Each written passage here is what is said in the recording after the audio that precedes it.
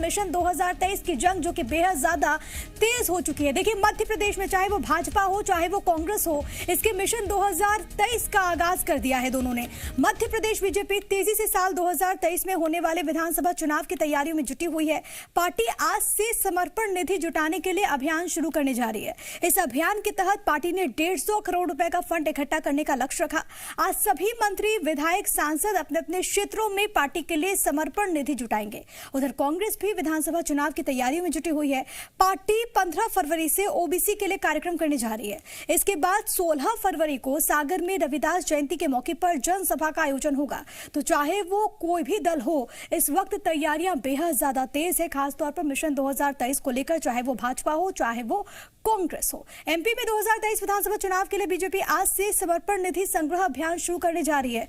Party ने 150 करोड़ का fund इकट्ठा करने का लक्ष्य रखा। प्रदेश सह कोषाध्यक्ष अनिल जैन को अभियान का प्रभारी बनाया गया है।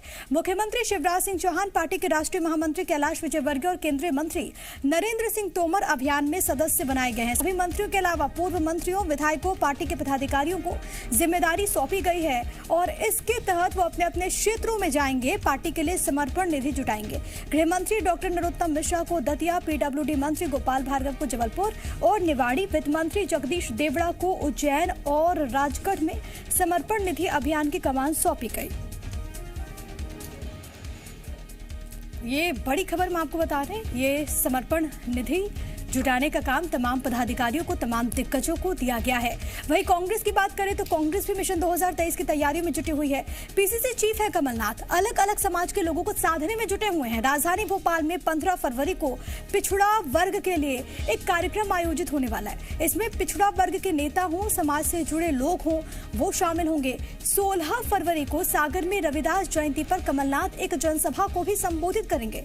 विंध्य में पार्टी को मजबूत करने के लिए कमलनाथ का प्लान तैयार है। 19 फरवरी को रीवा में घर चलो घर घर चलो अभियान में भी वो शामिल होंगे।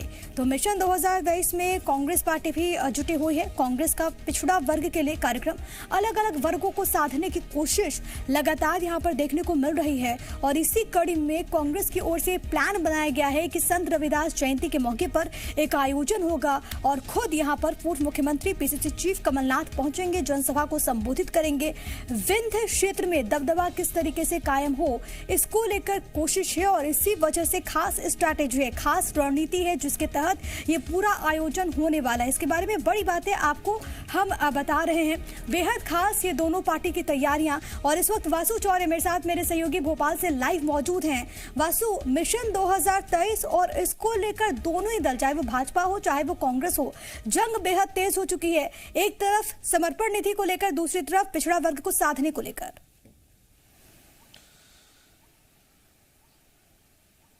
बिल्कुल प्रिया, देखिए मध्य प्रदेश में 2023 में विधानसभा चुनाव होने हैं और विधानसभा चुनाव को लेकर सरगर्मी जो है वो काफ़ी ज़्यादा बढ़ती हुई नज़र आ रही है। देश के 5 राज्यों में इस समय चुनाव चल रहे हैं, लेकिन 2023 में जो मध्य प्रदेश में चुनाव होने हैं उनके लिए भी इसी तरीके की जो तैयारियां हैं वो शुरू हो गई है। खासतौर पर अगर बीजेपी की बात करें तो आज बीजेपी का एक बड़ा अभियान शुरू हो रहा है समर्पण निधि जुटाने के लिए। जो आज कार्यकर्ता हैं, नेता हैं, पदाधिकारी हैं, यहाँ तक कि मुख्यमंत्री और केंद्रीय मंत्री भी आने वाले समय में बूथ स्तर तक पहुंचेंगे, घर घर दस्तक देंगे और बीजेपी के लिए समर्पण निधि जुटाने का काम करेंगे। 150 करोड़ रुपए का बड़ा लक्ष्य बीजेपी ने रखा है और इसके पीछे बीजेपी ने यह मंशा जाहिर की है कि जो संगठनात्मक काम होते हैं, जो पार्टी के काम होते हैं, पार्टी के कार्यक्रम होते हैं, चुनाव में जो खर्चा होता है, उसके लिए ये पूरा जो फंड है वो तैयार किया जा रहा है। बीजेपी ने आरोप लगाया कि ब्लैक मनी से जो दूसरे दल है वो चुनाव लड़ने का काम करते हैं, लेकिन बीजेपी जनता की पार्टी है, जनता का दल है, तो जनता के पैसों से ही चुनावी मैदान में उतरने का काम करेगी। इसलिए हम जनता के बीच में जाके समर्पण निधि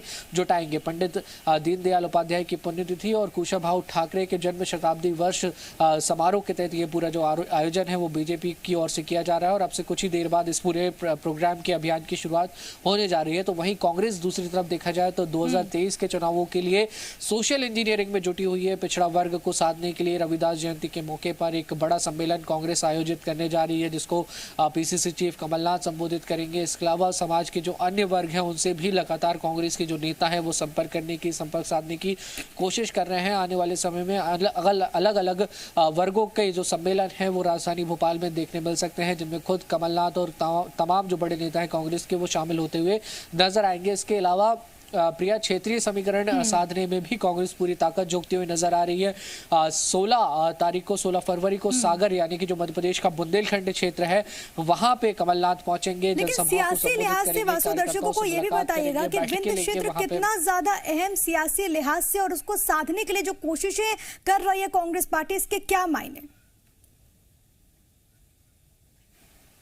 बिल्कुल, देखिए विंध्य जो है वो मध्य प्रदेश का एक बड़ा क्षेत्र है। यहाँ पर ये माना जाता है कि जो विंध्य क्षेत्र में लीड लेता है उसकी मध्य प्रदेश में सरकार बनती है। और कई कद्दावर कांग्रेस के नेता विंध्य से आते हैं, बीजेपी के बड़े नेता विंध्य से आते हैं। कांग्रेस की बात करें तो यहाँ से अजय सिंह राहुल जो है वो इस समय कांग्रेस का सबसे बड़ा चेहरा है। हालांकि बीते चुनावों में उनको कहीं ना कहीं निराशा हाथ लगी थी, चुनाव हार गए थे वो, लेकिन एक बार फिर से उन्होंने, हमने देखा कि अपने क्षेत्र में सक्रियता बढ़ाई है। घर वापसी अभियान उन्होंने चलाया। अब 19 तारीख को कमलनाथ वहां पर पहुंच रहे हैं। घर चलो घर घर चलो अभियान में शामिल होंगे। हालांकि बीते जो उपचुनाव हुए थे, रेगांव सीट पर कांग्रेस को जीत वहां पे मिली थी, तो कांग्रेस वहां पे बाउंस बैक करने की इस समय पूरी कोशिश कर रही है। और कांग्रेस ये भली बातें जानती है कि प्रदेश के सभी वर्गों को साधना बेहद जरूरी है। सभी क्षेत्रीय जो समीकरण है उनको साधना बेहद जरूरी है, क्योंकि हमने देखा जिस तरीके से 2018 में कांग्रेस के अंदर फूट हुई और उसका दुष्परिणाम सामने आया कि कांग्रेस की सरकार चली गई। 15 साल बाद जो सरकार बनी थी, और कांग्रेस चाहती है कि 2023 में ऐसी किसी भी तरीके की स्थिति ना बने। बीजेपी जो कैडर के तौर पर बहुत ज्यादा मजबूत प्रिया कहीं ना कहीं नजर आती है, उसको चुनौती देना है, टक्कर देना है, तो एड़ी चोटी का दम लगाते हुए कांग्रेस जो है वो यहाँ पर नजर आ रही है। देखना होगा कांग्रेस और बीजेपी की ये तमाम कोशिशें कितनी कामयाब कितनी रंग लाती है वो तो देखना होगा। लेकिन आपने बहुत महत्वपूर्ण ये भी कहा कि कैडर के लिहाज से अगर बात करें तो बीजेपी को बहुत स्ट्रांग माना जाता है। आर्थिक तौर पर भी तमाम तरह के कदम हम देख रहे हैं कि राष्ट्र भर में उठाए जा रहे समर्पण निधि के जरिए। अब मध्य प्रदेश में भी तमाम जो कद्दावर चेहरे उनको जिम्मेदारी दी गई बूथ विस्तार के बाद ये समर्पण निधि संग्रह को लेकर। बिल्कुल प्रिया, देखिए बूथ विस्तारक जो योजना थी उसको बीजेपी ने अपनी फ्लैगशिप योजना बताया पूरे मध्य प्रदेश में।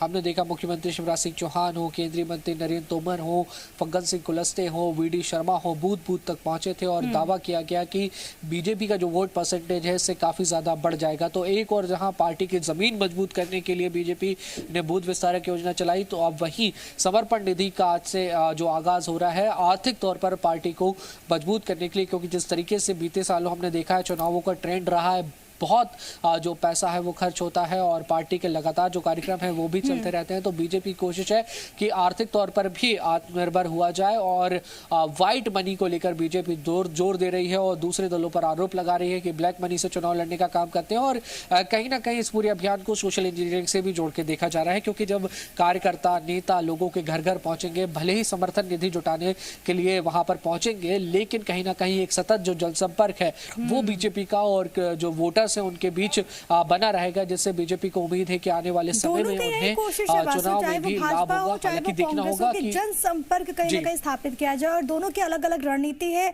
और इसको लेकर दोनों ही दल चुनावी मैदान में जिस तरीके से हमने देखा कि पिछली मर्तबा भी उतरे थे, एक बार फिर से हुंकार भरते हुए नजर आएंगे। खबरों में बने रहने के लिए आप हमारे फेसबुक, ट्विटर और इंस्टाग्राम पेज को फॉलो कर सकते हैं। लेटेस्ट अपडेट के लिए आप हमारे यूट्यूब पेज को सब्सक्राइब भी कर सकते हैं और हाँ, बेल आइकन पर क्लिक करना ना भूलें।